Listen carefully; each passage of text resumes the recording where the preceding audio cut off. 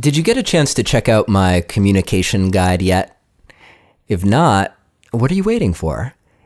It's 3 simple things that you can do to improve communication in your relationship so that whether you're talking about something awesome or talking about something really challenging, you can still build connection with your partner. The way to get it is to visit neilsattin.com/relate. That's RELATE. Or you can simply text the word relate to the number 33444 and follow the instructions, and I will send you a link to the guide. The guide has 3 things that you can put into practice right away that will not only make you a better communicator, but they'll also have a positive impact on your relationship. So check it out. Okay, on with the show. Hello and welcome to another episode of Relationship Alive. This is your host, Neil Sattin.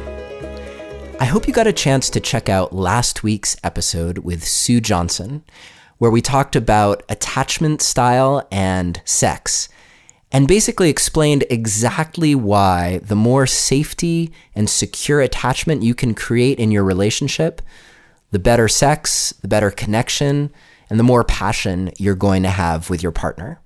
And we talk about exactly how to do that. So I hope you had a chance to check out that episode. I also wanted to give you a quick heads up because next week I will be talking with Andrew Harvey, who's one of the top spiritual teachers of our time. We're diving into his book, Evolutionary Love Relationships, which is all about how you can overcome the modern day tendency to have a very insular relationship where everything you do is about each other or about your family, and how to bridge that out into the world so that you have this never-ending supply of energy and creativity and also have the opportunity to really affect the world with the love and connection that you experience with your partner. So we talk all about that next week. It's a great conversation. So let's see. I let you know about last week. I'm letting you know about next week. How about we get started with this week's episode? So there's something really important that I want for you. And I want you to have this in your life in general, and I also want you to experience this in your relationship. And what I want for you is this sense of being okay. So often in our life and in our relationships, we hand over our okayness to someone else or something else. So we're relying on circumstances outside of us to make us okay. And that's great when things are going your way and your expectations are being met. Then it's really easy to be okay and to feel like you're going right along on that joyride. However, when things take a turn and maybe stop going your way, or even worse, something really horrible happens, which I'm not wishing for you, of course, but those things can happen, then suddenly if all of the joy and happiness or simply your sense of safety was dependent on that external thing, then you're pretty much screwed. So I'm hoping for you that you can learn how to be okay no matter what. And for me, this lesson, it's come up several times in my life.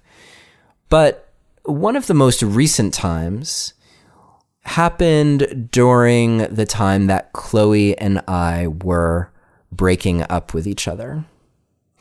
And this is something that I've mentioned on the podcast before. I talked about it a lot way back in my episode with Catherine Woodward Thomas on conscious uncoupling. And in fact, I think I talked about it in the very beginning episodes when I spoke to her the very first time. I think that was episode number 3. And it's come up over and over again because there was so much important learning that happened for me and for us that enabled us to come back together in a way that was even more powerful than what we had experienced when we first met and came together. So we were broken up or breaking up. I'm not quite sure how you would look at it. I guess we were engaged in the process of breaking up. And during that time, the operating assumption was that eventually we would be completely going our separate ways. But for that period of time, we made a commitment with each other that to the greatest extent possible, we were going to focus on doing our own work and trying to figure out whatever was happening within us that kept leading to our feeling the need to not be together, because it had come up a few times over the course of the first part of our relationship. So I remember really vividly this one night where I realized how desperately I wanted to be with Chloe. And it wasn't this wanting to be with her that was coming from a really healthy place of how amazing she was and how amazing we were together or anything like that.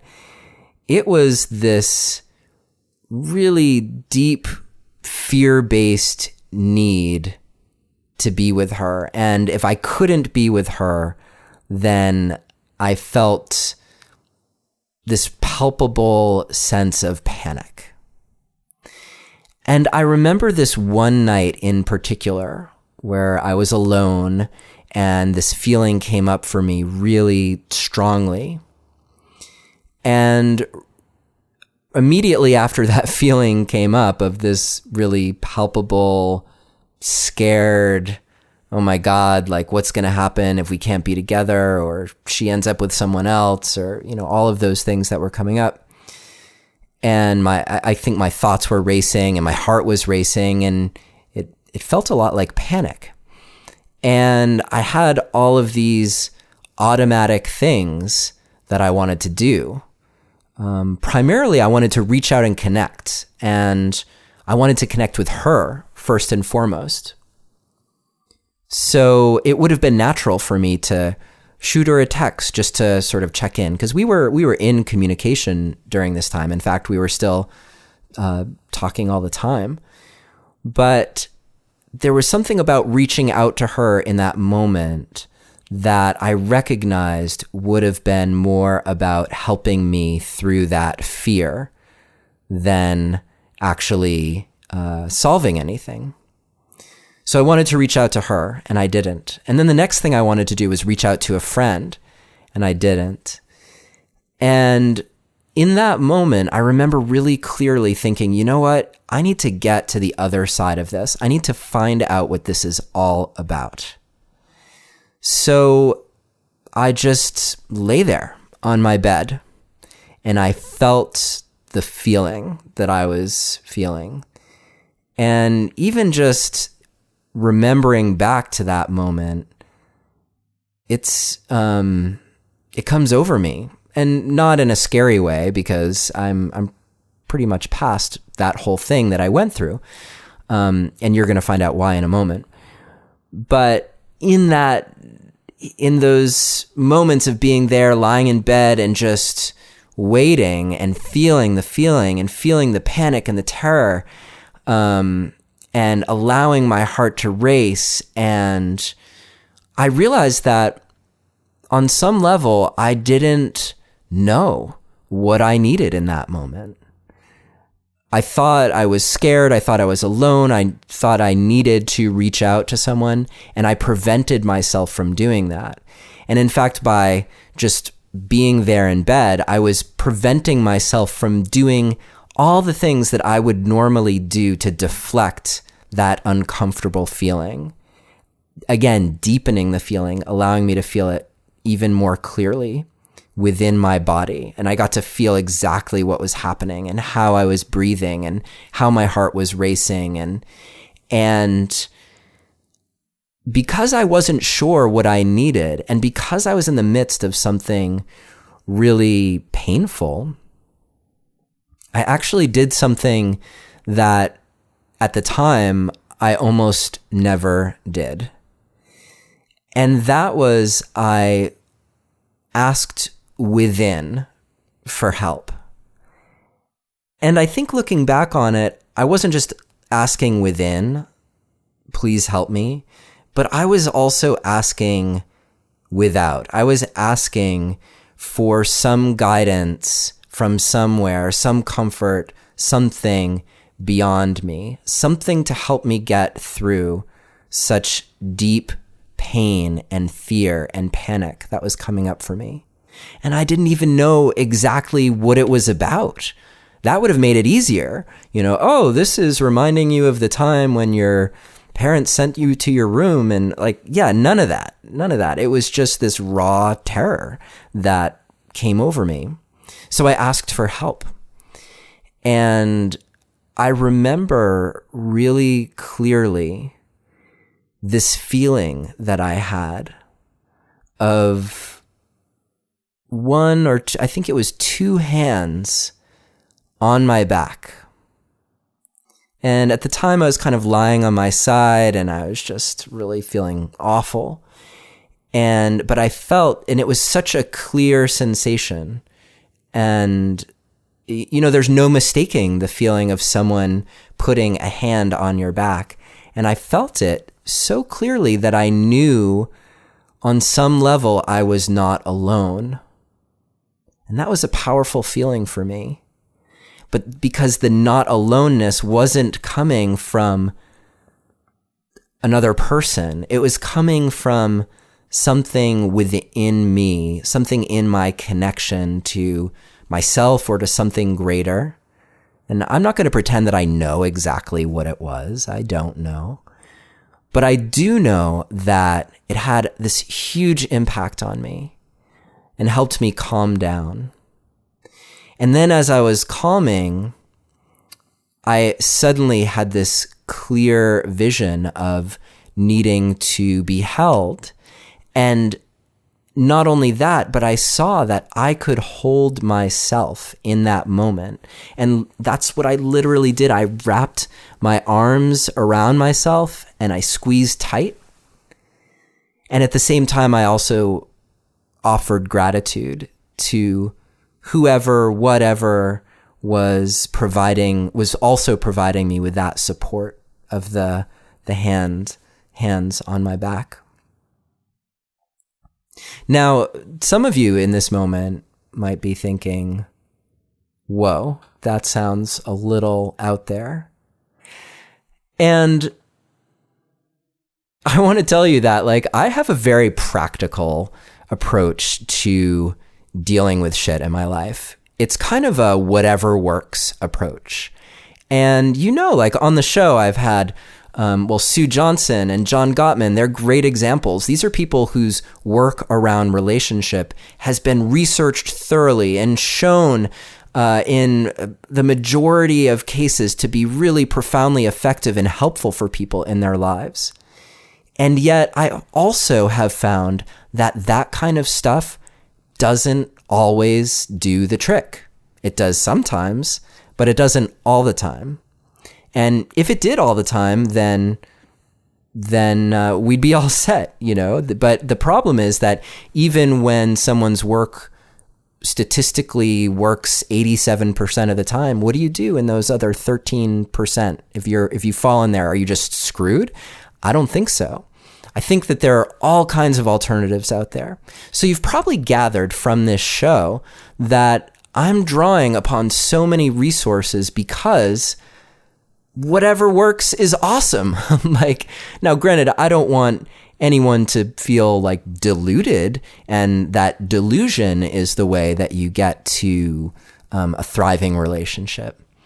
Not at all. However, if something brings you closer to your connection with the thing within you that makes you great, that you brought with you into this life and makes you shine more brightly, or if it gets you more connected with your partner or seeing them with more compassion, or that opens you up to the wonderful amazingness that is life.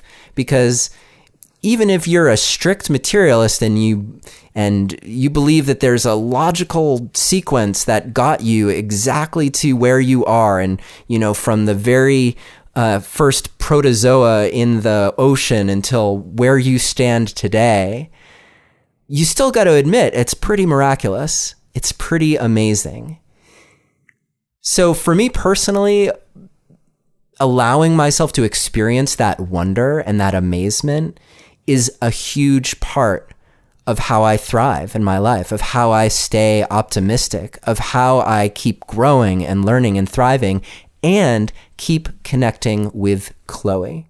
In fact, some of the most profound experiences that she and I have had could be described as nothing other than spiritual, than our getting in touch with something greater.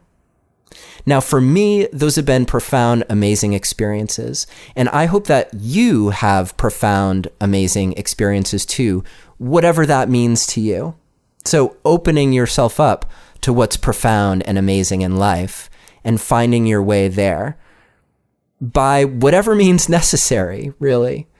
So for me, whatever means necessary often includes opening up to the potential, the possibility that there could be other realms, there could be other forces at work that haven't been able to be explained in a research lab quite yet, but they influence the way that we are in our lives, and sometimes profoundly for the positive. And so much of the healing work that has happened that's helped me in my journey to connection with Chloe and her in her journey to connection with me has been coming from this profound sense of possibility and spirit. So that was a little bit of a tangent, but a really important tangent, because all of that is important. I want you to be well-resourced as you move forward in your life and in your relationship. And as you get to that place where you can feel completely okay, no matter what. And that was, for me, the profound consequence of this experience that I'm telling you about. When it was over, when the panic was gone, when I saw that I could, in fact, nurture and nourish myself, and, I even got an assist from a hand on my back, that sensation of a hand on my back. That was the moment that I realized that I was going to be okay, no matter what happened with Chloe. In fact, now that I'm telling you about it, I think I even heard that voice within my existence, within my being, that said, you are okay. You're okay now, and you're going to be okay tomorrow, and you're going to be okay the day after that, and you've been okay this entire time. It was really profound for me. And from that sense of okayness, I was then able to start making choices about how to interact with Chloe, how to interact with other people in my life that was much more healthy and much more generative, life-giving. And ultimately, I think was a huge part of the healing process that led Chloe and me back together. So she obviously had a part in that as well. And there was more to that journey. There was definitely more for me to uncover, and still is on my path to being me more fully. And we'll talk about that in another episode. For now, I just want you to get that if there is some fear that's making you think that you're not going to be okay if something happens, you're not going to be okay if you speak your truth to your partner, you're not going to be okay if something amazing happens or if something horrible happens. You're not going to be okay if you're vulnerable. You're not going to be okay if you ask for what you want. You're not going to be okay if you make the difficult choice to leave. And, I think if you've listened to many episodes, you've gotten that, I really do think leaving is a last resort. But sometimes it's the right choice. And sometimes it's the only choice. But you don't want to make that choice or not make it because of fear. You want to be turning towards your courage, turning towards your sense of who you are in the world, your own journey into healing, into connection with your partner, and being more fully expressed in the world. That's my wish for you. So can you be okay no matter what? And if you can't, well, what are you afraid of? And if you can, in as safe a manner as possible, explore that fear that's holding you back and allow yourself to get to the other side, however that works, but by actually truly facing in to the fear. And I think that's through giving yourself permission to experience it. And but setting it up in a safe way, so that you're taking care of yourself. And in fact, you would even start with that expectation that for me was a surprise, but it doesn't have to be a surprise to you. So I'm just going to set it right now that when you're experiencing that, you have all of the capacity that you need to take care of yourself. That resource is within you. And then when you do, and you get to the other side, then you'll start to see more clearly all the positive reasons for making whatever important choices you need to make so that you can step up and show up and be there in connection with your partner, with your kids, with your family, with your friends, and as you move through the world. So can you be okay no matter what? My hope for you is that you go through the process that's necessary in order to be a yes to that question.